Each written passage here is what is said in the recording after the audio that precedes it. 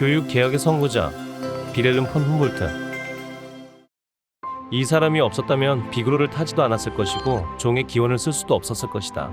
전에는 이 사람을 존경했지만 이제는 그를 숭배한다. 진화론의 아버지로 불리는 찰스 다윈이 남긴 말입니다. 서양 철학과 문학을 대표하는 괴테는 이 사람과 함께 하루를 보내며 깨달은 것이 나 혼자 몇 년 동안 깨달은 것보다 훨씬 더 많다고 말하기도 했습니다. 대체 이 대단한 사람은 누구일까요? 다윈과 괴테가 입을 모아 감탄한 이 사람은 바로 독일 대학 교육 개혁을 이루어낸 장본인 비렐름 폰 humboldt입니다. 독일의 교육부 장관을 맡으며 김나지움 설립에 큰 역할을 했어요.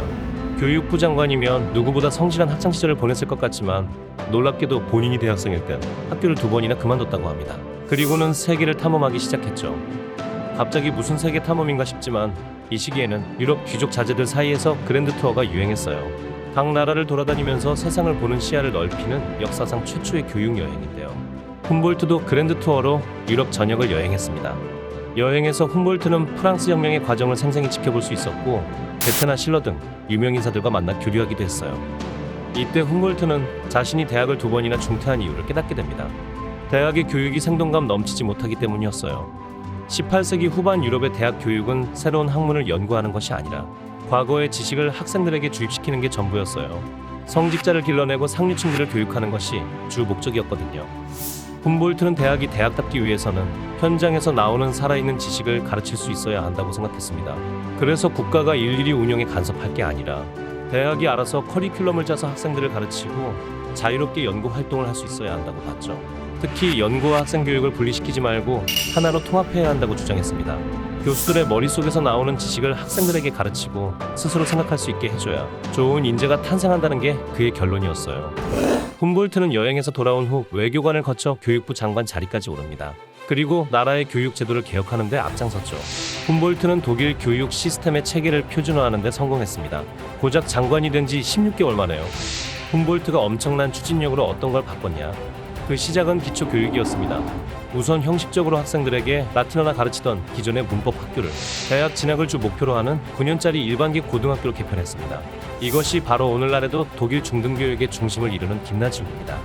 대학을 가지 않는 학생들을 위해서는 6년짜리 단기 중등학교를 설립해 외국어를 가르치고 군인이나 공무원이 될 수 있게 했습니다. 또한 교사 자격 시험을 도입해 교사직을 전문적인 직업으로 바꿔놨어요. 독일 사회가 필요로 하는 인재들이 제때 키워질 수 있게 한 거죠. 이어서 humboldt는 또 열일을 시작합니다. 평소 꿈꾸던 대학 교육의 개혁을 실현하기 위해 새로운 대학을 세웠어요. 이곳이 바로 오늘날의 베를린 humboldt 대학교입니다. 주입식이 아닌 양방향으로 이루어지는 세미나식 교육을 지향하는 대학인데요. 교육과 연구 활동이 하나로 합쳐졌을 뿐만 아니라 교수들이 당국의 방해를 받지 않고 연구에 전념할 수 있도록 완전한 학문의 자유가 대학에 부여됐습니다.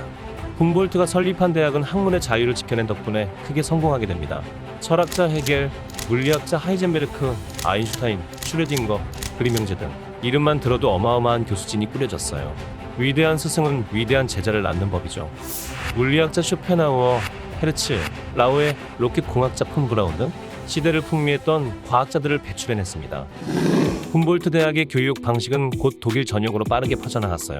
영국과 프랑스에 뒤처져 있던 독일이 학문 강국으로 등극하게 된 거죠. 이 소문은 바다 건너 미국까지 퍼졌는데요. 미국의 지식인들이 앞다투어 독일로 유학을 오는데 그 수가 무려 1만여 명이나 됐다고 해요. 그야말로 폭발적인 인기였습니다. 독일로 유학을 떠났던 지식인들이 미국으로 돌아와 독일식 대학 시스템을 미국의 사정에 맞게 변형시켜서 받아들이기도 했습니다. 그 대표적인 예가 존스 홉킨스 대학교인데요. 대학원을 중심으로 학자들이 자유롭게 연구에 집중할 수 있게 한 대학이죠. 뒤이어 버지니아 대학교, 캘리포니아 대학교 같이 미국의 많은 명문 대학교들이 독일식 대학 모델을 받아들였어요. 이 정도면 humboldt가 세계적인 학문 강국, 미국의 탄생에 어느 정도 기여했다고 말할 수 있겠죠. 독일은 지금까지도 humboldt의 교육 철학을 중요하게 생각해요. 대학뿐만 아니라 현대 독일의 전반적인 교육 정책을 짜는 주요 기준점 중 하나입니다. 독일 학교들이 다양한 종류의 수학여행과 체험학습을 운영하고 교사가 자율적인 수업 프로그램을 짤 수 있게 하는 것도 살아있는 지식을 강조했던 humboldt의 교육 정신을 따른 결과입니다. 그래서 그런 걸까요? 독일은 전 분야에서 노벨상 수상자 수 111명을 기록하며 세계에서 세 번째로 많은 노벨상 수상자를 보유하고 있어요. humboldt식 교육 시스템이 수많은 인재를 배출하고 있다는 의미로 볼 수 있겠죠. 이제 미국과 독일에서 눈을 돌려 우리나라를 한번 봅시다. 한국은 노벨상 수상자를 딱 한 명 배출했는데요. 노벨 평화상을 수상한 김대중 전 대통령입니다. 노벨 평화상을 제외한 과학 분야에서는 수상자가 아예 없습니다. 노벨상 수상자들을 배출해야 할 대학은 학문 연구에 집중하지 못하고 정부의 간섭에 시달리고 있어요. 교육부가 대학의 새로운 강좌 개설을 통제하고 학과 통폐합도 규제합니다. 학생 정원 수도 간섭해 교육부가 원하는 대로 대학이 따라주지 않으면 종합감사로 학교를 길들이려고 하죠. 그래서일까요? 외국 대학들과 달리 좋은 성과를 내고 있다는 얘기가 잘 들리지 않습니다. 우리나라는 절대 기술력이 부족한 나라가 아닙니다. 삼성의 제품은 전 세계적으로 인기를 얻고 있고 원전 기술을 해외로 수출하기도 합니다.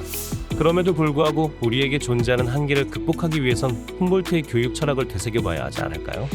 교수와 학생 간의 양방향 소통으로 진행되는 수업과 연구활동에 제한이 없는 학문의 자유 말이에요. 지금까지의 역사가 보여주었듯 정부가 교육에 간섭하지 않을수록 교육은 더욱더 좋은 성과를 내놓을 수 있을 것입니다. 오늘은 독일의 교육 철학자였던 빌헬름 폰 훔볼트에 대해 다뤄봤습니다. 시장경제 싱크탱크 자유기업원